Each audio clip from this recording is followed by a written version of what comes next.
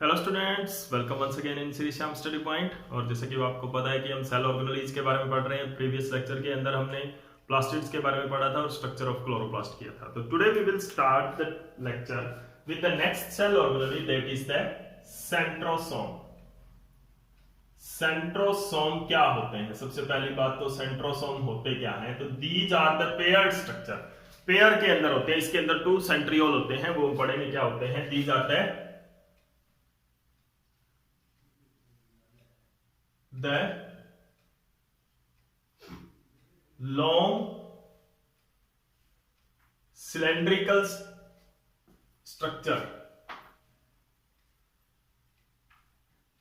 long cylindrical structure present near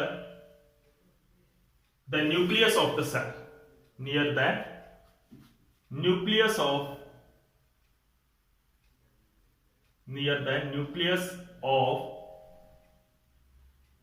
animal cell. कैसी structure होती है? लॉन्ग सिलेंड्रिकल, इस तरह की स्ट्रक्चर्स होती हैं, लॉन्ग सिलेंड्रिकल स्ट्रक्चर्स। ठीक है, जैसे कि ये मार्कर आपको दिख रहा है। तो लॉन्ग सिलेंड्रिकल स्ट्रक्चर्स होती हैं, न्यूक्लियस के पास में होती हैं। And these structures are present in the pair, 2 होते हैं, इस तरह से अरेंज्ड होते हैं, एक दूसरे के परपेंडिकुलर प्रेजेंट होते हैं। तो ये क्या होते हैं?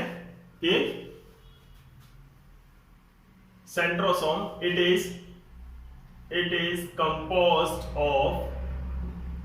composed of a pair of centriole,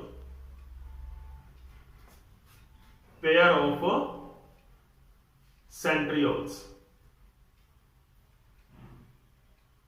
centriole से बनता है। किस तरह की स्ट्रक्चर होती है? जैसे कि ये एक सेल है, इसके अंदर ये एक न्यूक्लियस है, एनिमल सेल का न्यूक्लियस है। इसके साइड में इस तरह की जो स्ट्रक्चर होती है, इस तरह से। ठीक है ना? तो यहां पर क्या होता है, ये क्या है? सेंट्रियोल्स हैं। ये जो 2 स्ट्रक्चर्स आप इस तरह की देख रहे हो, 9 माइक्रोट्यूब्यूल मिलकर बनाते हैं इनको। ठीक है, तो यानी कि ये क्या होती है? It is composed of every centriole, हर एक जो सेंट्रियोल है, every centriole is made up of 9 microtubule, 9 microtubule से बना होता है। ठीक है, तो अब इसके अंदर देखो क्या है कि ये उसी तरह से होगा जैसे कि मैं एक बंडल कर लेता हूं, 9 माइक्रोट्यूब्यूल्स, 9 पेन इस तरह से अरेंज कर लेता हूं सर्कुलर मैनर के अंदर। तो यहां पर क्या है? इस तरह से 1 2 3 4 5 6 7 8 9 इस तरह की स्ट्रक्चर्स ये होती है। ठीक है, तो ये क्या है? ये वर्टिकल सेक्शन है कि जब आप सेंट्रियोल को इस तरह से देखेंगे, ऊपर से जब आप इसको देखेंगे तो इस तरह की 9 माइक्रोट्यूब्यूल्स आपको मिलेंगे। क्लियर? तो ये क्या है? दिस इज द, इस तरह से 9 माइक्रोट्यूब्यूल्स होते हैं लॉन्ग इनके अंदर। तो ये क्या है? एक लॉन्ग, जैसे कि 9 माइक्रोट्यूब्यूल इस तरह से मैंने लगा दिए, 9 मार्कर यहां पर लगा दिए हैं। ठीक है ना? तो 9 माइक्रोट्यूब्यूल से बना हुआ होता है, एक बंडल की तरह होता है, जो कि सेंट्रियोल बनाता है और न्यूक्लियस के पास प्रेजेंट होता है ये। ठीक है ना? अभी इसके अंदर देखो इसका फंक्शन क्या होता है। पेयर ओनली एनिमल सेल के अंदर प्रेजेंट होता है, it is absent in plant cell, plant cell के अंदर ये एब्सेंट होता है। तो ये क्या करता है? फंक्शन क्या होता है सेंट्रियोल्स का और सेंट्रोसोम का? Functions of centriole and centrosome are, it form fibre like structure called spindle. Fibre की तरह स्ट्रक्चर बनाते हैं जिनको क्या बोलते हैं? स्पिंडल बोलते हैं। ड्यूरिंग सेल डिवीजन, कि जब सेल डिवीजन होती है, ड्यूरिंग सेल डिवीजन, कि जब सेल डिवाइड होती है तो उसके दौरान क्या होते हैं? स्पिंडल लाइक स्ट्रक्चर ये बनाते हैं। जैसे कि एक सेल से 2 सेल में जब कन्वर्ट होती है, तो जैसे ये सेल है, इस सेल के अंदर क्या होता है, ये इसके क्रोमोसोम्स हैं, वो हम आगे पढ़ेंगे कि क्रोमोसोम्स क्या होते हैं। यहाँ पे एक सेंट्रियोल यहां आ जाता है और एक सेंट्रियोल यहां आ जाता है, ठीक है, एंड दे फॉर्म इस तरह के स्पिंडल बना लेते हैं वो फाइबर लाइक स्ट्रक्चर। अब ये स्पिंडल क्या काम करते हैं, ये क्या करेंगे, ये क्रोमोसोम्स ले जाएंगे, यानी आधा आधा जेनेटिक मटेरियल ले जाएंगे। तो सेल डिवीजन के दौरान +1 क्लास के अंदर आप इसको डिटेल में पढ़ोगे, इसका फंक्शन जो है कि किस तरह से ये स्पिंडल फॉर्मेशन करता है। अभी यहाँ पर 9th लेवल के अंदर आपने क्या है, इतना याद रखना है कि जो स्पिंडल फॉर्मेशन ये करता है during cell division, fibre like structure बना लेता है, फाइबर्स की तरह, थ्रेड की तरह स्ट्रक्चर्स बना लेता है जब सेल डिवाइड करती है। जब तक सेल डिवाइड नहीं करती, ये कोई काम नहीं करते हैं, एक चीज का ध्यान रखना, ठीक है। तो सेल डिवीजन के दौरान इनका फंक्शन होता है। और एनिमल सेल के अंदर क्या होता है, इनके बिना सेल डिवाइड नहीं कर सकती है, एक सेल से 2 सेल्स नहीं बन सकती है, तो जेनेटिक मटेरियल है वो नहीं आएगा पूरा। अगर ये सेल, अगर स्पिंडल्स नहीं फॉर्म हुए तो जेनेटिक मटेरियल है वो पूरा नहीं होगा सेल के अंदर। दोनों के दोनों सेल के अंदर जेनेटिक मटेरियल है वो हाफ नहीं होता है, ठीक है। उसके बाद में क्या है, नेक्स्ट हमारा जो नेक्स्ट सेल ऑर्गेनेली है वो क्या है, वैक्यूल है। ये सिर्फ एनिमल सेल के अंदर पाई जाती है। नेक्स्ट सेल ऑर्गेनेली क्या है, वैक्यूल। तो वैक्यूल क्या होता है, vacuole is a the membrane bound space in the cytoplasm of cell। Cell cytoplasm के अंदर जो membrane bound in the cytoplasm of cell, membrane bound space होता है और कुछ नहीं है, इसके अंदर कुछ नहीं होता है, सिर्फ एक मेम्ब्रेन, ये जैसे कि सेल है, ओके, ये सेल है और इसके अंदर क्या होता है कि एक मेम्ब्रेन बाउंड स्पेस होता है, इस तरह से वैक्यूल बन जाता है, ठीक है ना। तो this is the vacuole, okay. ये इसका न्यूक्लियस है, न्यूक्लियस ऑफ सेल, ये इसका साइटोप्लाज्म है और these are the remaining cell organelles है ये बाकी की। ये इस तरह से वैक्यूल होता है, मेम्ब्रेन बाउंड स्पेस होता है, ठीक है ना। तो इसकी जो आउटर कवरिंग होती है उसको क्या बोलते हैं, the membrane of vacuole is known as tonoplast. Tonoplast बहुत इंपॉर्टेंट टर्म है ये, टोनोप्लास्ट बहुत बार क्वेश्चन आ जाता है, what is the covering of vacuole. तो it is the membrane of vacuole.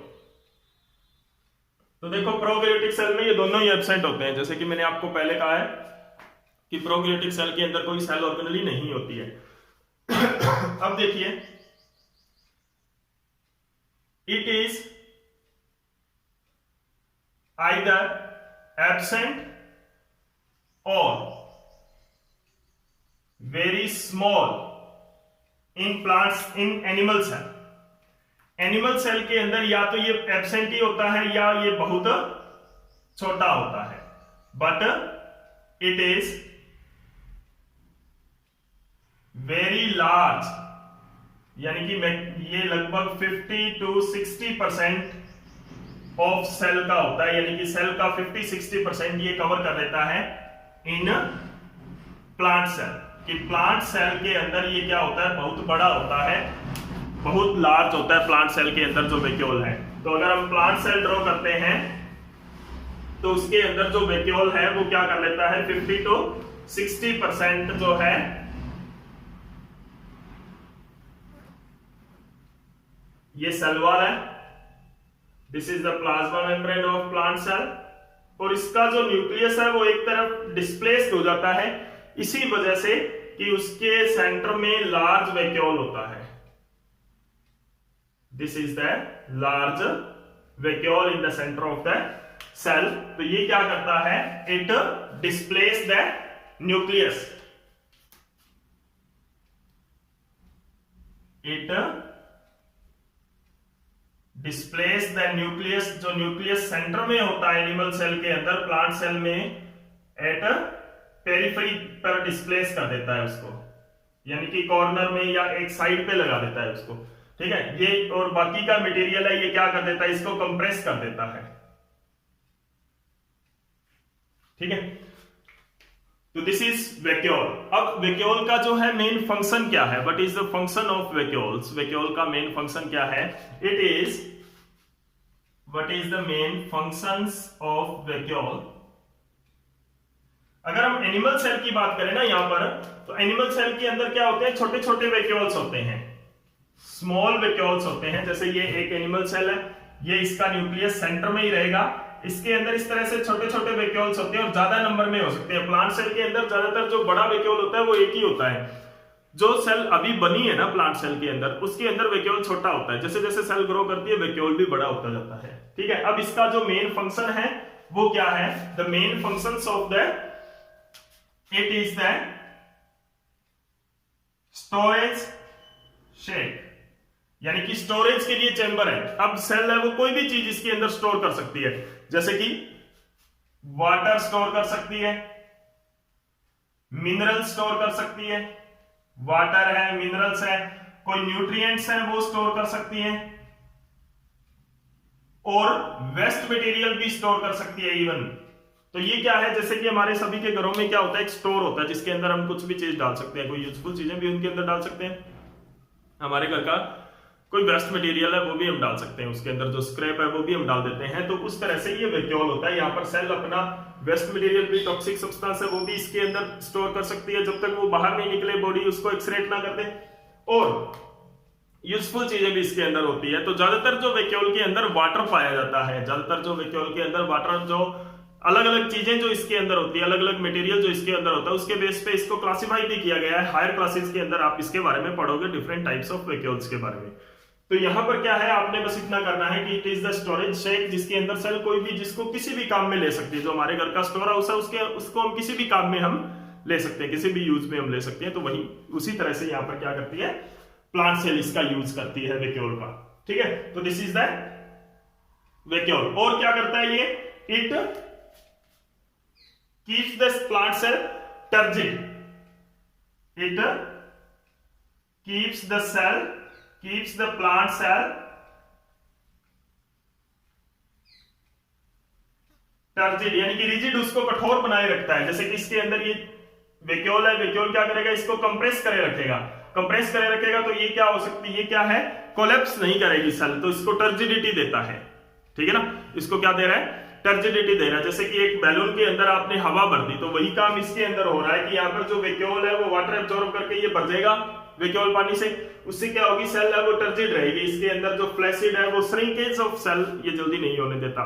हाँ, प्लाज्मोलाइसिस, डीप्लाज्मोलाइसिस के अंदर इसका वाटर निकल जाता है, क्योंकि कंसंट्रेशन के अलोंग वाटर मूव करता है, तो उसके अकॉर्डिंग। तो उस दौरान क्या होता है, ये श्रिंकेज और जो स्वेलिंग है सेल की हो सकती है। तो यहाँ पर क्या करता है, टर्जिडिटी, क्योंकि जो प्लांट सेल है वो रिजिड होती है, हार्ड होती है, टर्जिड होती है, वो क्या होती है, एक तरह से कंपैक्ट होती है, ज्यादा फ्लेक्सिबल नहीं होती जैसे एनिमल सेल होती है।